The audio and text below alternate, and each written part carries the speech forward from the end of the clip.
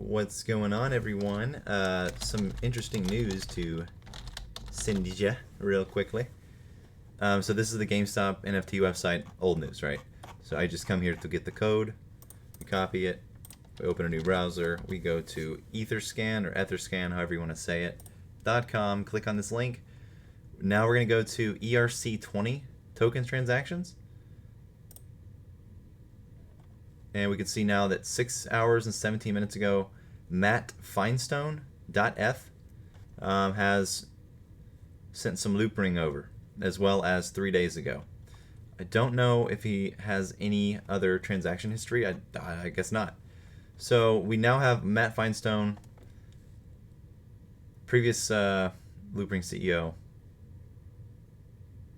or worked for the company rather, is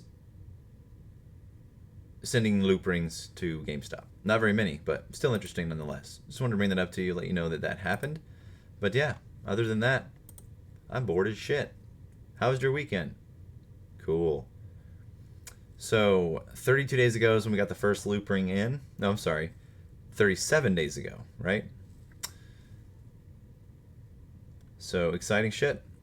But yeah, anyways, Matt FingsmånX, he's sending in some loop ring. So.